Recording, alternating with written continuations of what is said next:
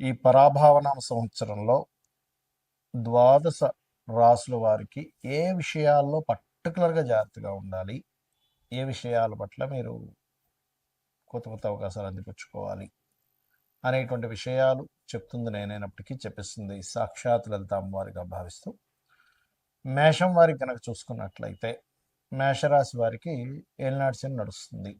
So first point number 1, మీరు జాగ్రత్త తీసుకోవాల్సిన ముఖ్యమైన అంశం ఏమిటంటే ఇన్వెస్ట్మెంట్స్ విషయంలో చాలా జాగ్రత్తగా ఉండండి. ఇన్వెస్ట్మెంట్స్ ఎక్కడ చేస్తున్నాము ఏంటి, ఆ ఇన్వెస్ట్మెంట్స్ కూడా కాస్త లాంగ్ టర్మ్ ఇన్వెస్ట్మెంట్స్ చేయడం అనేటువంటిది చేయండి ప్రధానంగా, ఒకవేళ ఇన్వెస్ట్మెంట్ చేయాలనుకుంటే. ఇక రెండో పాయింట్ ఏమిటి అంటే పంచమ స్థానంలో కేతువు యొక్క సంచారం జరుగుతుంది కాబట్టి ఈ కేతువు పంచమంలో ఉన్నందుకు సంతాన స్థానంలో ఉన్నాడు కాబట్టి ముఖ్యంగా మీరు మేషం వారు ఈ రాజకీయ నిర్ణయాలు, మీ పర్సనల్ లైఫ్లో ఏదైనా నిర్ణయం తీసుకునేటువంటి విషయాల్లో పట్ల కూడా మీరు జాగ్రత్త వహించాలి, గుర్తుపెట్టుకోండి. అయితే మరి కంపల్సరీ మనకి ఏదో ఒక నిర్ణయం తీసుకోవాల్సి వస్తుంది కదండి, కంపల్సరీ తప్పదు కదా, ఏదో నిర్ణయం తీసుకోవడం మనం ఉండలేం కదా అని అనుకుంటే ఒక్కసారి మీరు మనస్ఫూర్తిగా మనసులో గణపతిని తలుచుకోండి. ఎందుకు అంటే మీకు పంచమ స్థానంలో ఉండేటువంటి కేతు ఉపాసనాకారకుడు కూడా అవుతాడు. పంచమ స్థానం అనేటువంటిది ఏంటంటే మంత్రస్థానము అంటారు. సర్వసాధారణంగా మీరు చేయవలసింది ఏమిటి అంటే సూర్య ఆరాధన చేయాలి లేదా విష్ణు ఆరాధన చేయొచ్చు. కానీ ఇక్కడ ఎప్పుడైతే పంచమంలో కేతు ఉన్నాడో నవంబర్ వరకు కూడా మీరు తీసుకునేటువంటి నిర్ణయాల విషయాల పట్ల కాస్త జాగ్రత్తగా ఉండాలి. ఇక మరి బాగా కలిసి వచ్చేటువంటి విషయాలు ఏమిటంటే ఆన్లైన్లో బిజినెస్లు చేస్తుంటారు రకరకాల వాళ్ళు, శారీస్ అని లేకపోతే ఒక వస్తువు అని ఆన్లైన్లో చేసే ఎటువంటి వ్యాపారానికి సంబంధించిందైనా కూడా మీకు ఖచ్చితంగా యోగ్యత అయితే ఉంటుంది. ఎప్పటి నుంచి కొంచెం మీకు ఇప్పుడు ఏంటంటే ఈ ప్రజెంట్ ఇంకా పంచగ్రహ కూటమి మనకు కుంభరాశిలో సంచరిస్తుంది. ఉగాది రాకముందు, ఉగాది వచ్చేసరికి స్లోగా ఆ కుజుడు ఇవన్నీ స్లోగా ఉగాది తర్వాత ఒక 1 month వరకు ఉండి దాని తర్వాత కదులుతాయి.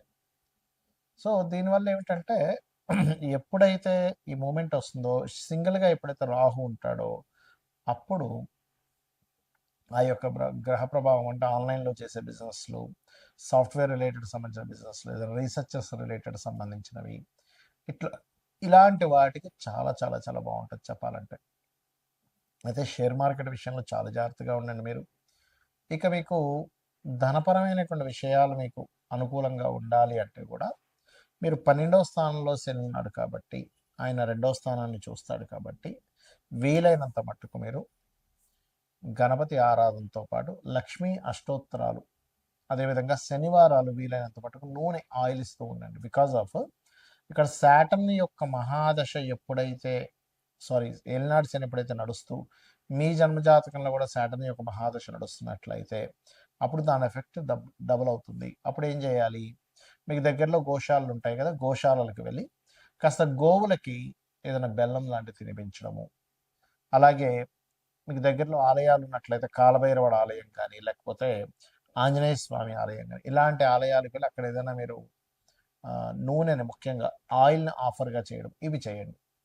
ఇవి గనక చేస్తున్నట్లయితే ఖచ్చితంగా మీకు బాగుంటుంది, అందులో ఎటువంటి సందేహం లేదు. మరి ఈ సంవత్సరం వివాహ యోగం ఉంటుందా అంటే మొదటి 6 నెలలు కాస్త ఎక్కువగా వివాహం చేసుకోవడానికి అనుకూలత ఎక్కువగా ఉంటుంది. కాకపోతే ప్రేమ వ్యవహారాలు ఇటువంటి విషయాల పట్ల చాలా చాలా చాలా కేర్గా ఉండాలి. ఉద్యోగం విషయంలో కూడా మీరు ఉన్న ప్రదేశం కాకుండా వేరే ప్రదేశాలకు వెళ్ళి కనుక మీరు ప్రయత్నం చేసినట్లయితే ఖచ్చితంగా మీకు ఉద్యోగ అవకాశాలు కూడా లభిస్తాయి, అందులో ఎటువంటి సందేహం లేదు.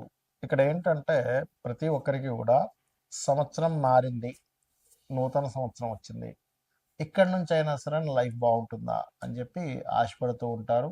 మనిషి అభివృద్ధి అవ్వడానికి పడేటువంటి ఆశ ఎప్పుడు కూడా తప్పు కాదు. అయితే ఇక్కడ మీరు అర్థం చేసుకోవాల్సింది ఏంటంటే ఎంతసేపు కూడా ఏలినాటి శని, సర్పదోషం ఉంది, ఇవి ఒకటే కాదు, మీ పర్సనల్ చార్ట్లో గ్రహాలు ఏ రకంగా ఉన్నాయి అంటే లగ్నం ఎలా ఉంది, లగ్నాన్ని బట్టి మీ ఎదుగుదల చెప్తుంది. మీ ధనాధిపతి ఎలా ఉన్నాడు అంటే సెకండ్ లార్డ్, సెకండ్ హౌస్ శుక్రుడి యొక్క పరిస్థితి ఎలా ఉందనేది క్లియర్గా తెలుసుకోవాలి. దాన్ని బట్టి ఏమవుద్దంటే మీకు ఎందులో ధనయోగం ఉంది, ఏ రూపంలో మీరు ప్రయత్నం చేస్తే బాగుంటుంది, ఎప్పుడు మీకు రైట్ టైం, ఇవన్నీ కూడా తెలుస్తాయి. అలాగే మీరు చేసే ప్రయత్నాలు 3వ స్థానం, మీరు ఇక్కడ ఏంటంటే వాస్తు కూడా మనకు ప్రభావం చూపిస్తుంది. జాతకం బాగుందండి, వాస్తు బాలిని ఇంట్లోకి వెళ్ళానంటే ఏమవుతుందంటే కుండలో వాటర్ పోస్తున్నాము, కానీ కుండకి చిన్న చిల్లుంటే ఏమవుతుంది, కింద నుంచి వెళ్ళిపోతూనే ఉంటాయి.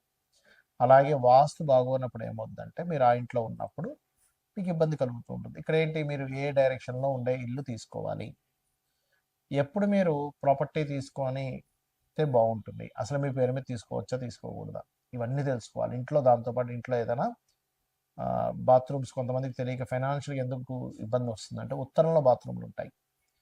ఉత్తరంలో డార్క్ కలర్స్ ఉంటాయి, అంటే మనకి yellow, cream, red colours, pink colours ఇట్లాంటి ఉత్తరంలో ఉంటే అవాయిడ్ చేసేసి కంప్లీట్ వైట్ కలర్ ఉండేలా చూసుకోండి, ఖచ్చితంగా బాగుంటుంది.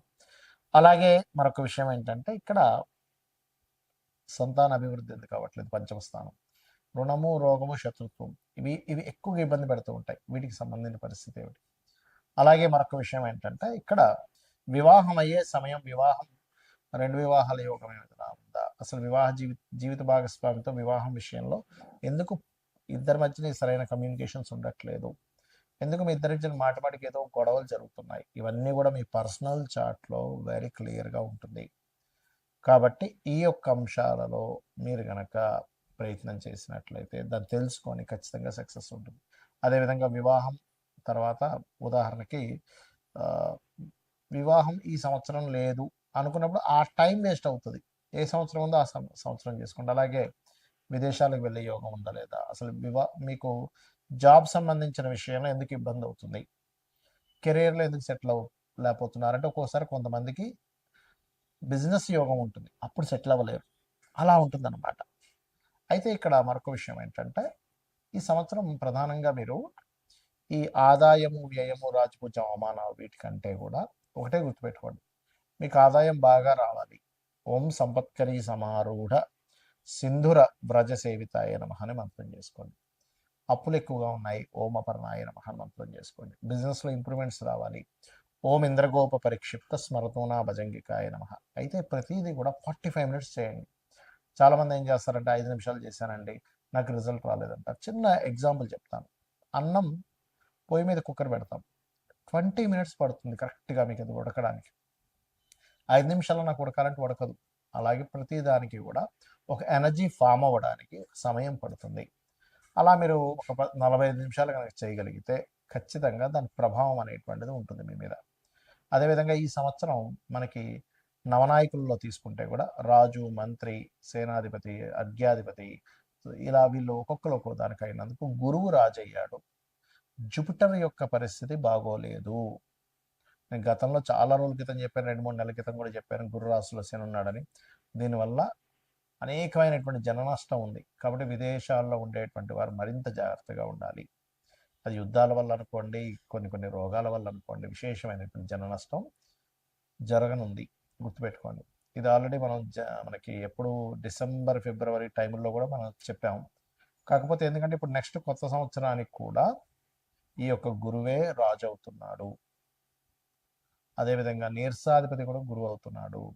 కాకపోతే వర్షాధిపతి చంద్రుడైనందుకు కాస్త చక్కగా వర్షాలు అయితే బాగా పడతాయి, ఎక్కువ రోజుల వర్షాలు కూడా ఉంటాయి. కొంచెం ఈ పంట పొలాలు లేకపోతే ఈ ధాన్యాలకు ఎక్కువగా డిమాండ్ అనేది పెరుగుతుంది. ధాన్యాలకు గుర్తుపెట్టుకోండి, ధాన్యానికి ఎక్కువ డిమాండ్ పెరగనుంది. కాబట్టి ఈ యొక్క విషయాల పట్ల కాస్త మీరు అప్రమత్తంగా ఉండండి. జనాలు బంకర్స్లో దాచుకునేటువంటి సమయం రానుంది, గుర్తుపెట్టుకోండి. కాబట్టి ఈ విషయంలో జాగ్రత్తగా ఉండండి. ఇక మరొక విషయం ఏంటంటే మీరు జాతకమే తెలియదు అప్పుడు ఏం చేయాలి, సింపుల్గా రోజు లలితా సహస్రనామాలు చేసుకోండి డైలీ, ఖచ్చితంగా బాగుంటుంది. అదేవిధంగా మనకి లాస్ట్ టైం మనం చెప్పుకున్నాం, ఒక 4-5 నెలల క్రితం కూడా చెప్పాను, సిల్వర్ రేట్ విపరీతంగా పెరగనుంది. మరలా బంగారం, సిల్వర్ రేట్లు ఒక రేంజ్లోకి వెళ్ళనున్నాయి, గుర్తుపెట్టుకోండి. ల్యాండ్ రేట్స్ కూడా విపరీతంగా పెరగనున్నాయి. కాబట్టి రెగ్యులర్గా లలిత చేసుకోండి, అన్ని విధాలా మీకు బాగుంటుంది. శ్రీమాత్రే నమః.